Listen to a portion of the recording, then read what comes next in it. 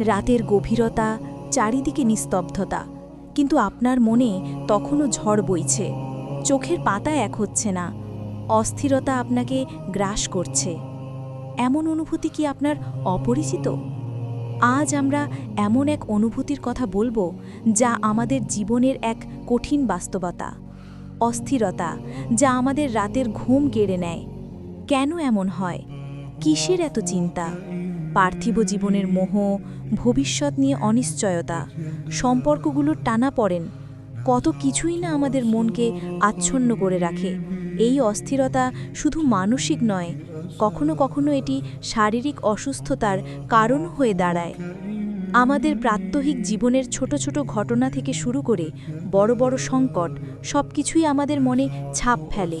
আর যখনই ছাপগুলো গভীর হয়, তখন রাতের নীরবতাও যেন আমাদের অস্থিরতাকে আরও বাড়িয়ে তোলে। আমরা সমাধানের পথ খুঁজি, কিন্তু মনে হয় যেন কোনো পথই খোলা নেই।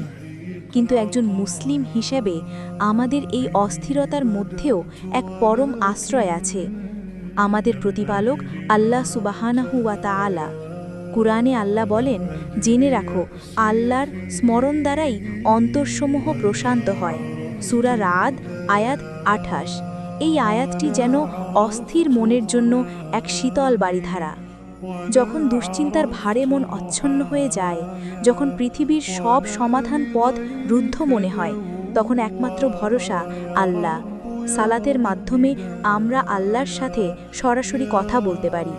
দুয়াতে আমরা আমাদের সকল অস্থিরতা, সকল দুর্বলতা আল্লাহর কাছে পেশ করতে পারি। তার কাছেই তো আছে সব কিছুর সমাধান। রাসূলুল্লাহ সাল্লাল্লাহু আলাইহি ওয়াসাল্লাম বলেছেন, মুমিনের বিষয়টি কতই না বিস্ময়কর, তার সব কিছুই তার জন্য কল্যাণকর, আর এটা মুমিন ছাড়া অন্য কারোর জন্য নয়। যদি সে সুখ পায় তবে শুকরিয়া আদায় করে, আর এটা তার জন্য কল্যাণকর। আর যদি দুঃখ পায় তবে ধৈর্য ধারণ করে, আর এটা তার জন্য কল্যাণকর। সাহিহ মুসলিম। এই হাদিসটি আমাদের শেখায় যে অস্থিরতার সময়ও ধৈর্য ধারণ করা এবং আল্লাহর উপর ভরসা রাখা আমাদের জন্য কল্যাণকর। আল্লাহ প্রতিটি কঠিন মুহূর্তের পর সহজতা দান করেন। আসুন আমরা অস্থিরতার সময়ে আল্লাহর স্মরণে ফিরে আসি, কুরআন তিলাওয়াত করি, সালাত আদায় করি, দোয়া করি। তাহাজ্জুদের সময় আল্লাহর কাছে আমাদের সকল কষ্ট জানাই। দেখবেন কিভাবে আপনার মন এক অনাবিল প্রশান্তিতে ভরে উঠছে। আল্লাহ আমাদের সকল অস্থিরতা দূর করে দিন এবং আমাদের অন্তরে শান্তি দান করুন। আমিন। মনে রাখবেন, অন্ধকার যত গভীরই হোক না কেন, ভোরের আলো আসবেই। আপনার অস্থিরতাও একদিন কেটে যাবে ইনশাআল্লাহ। শুধু আল্লাহর উপর ভরসা রাখুন।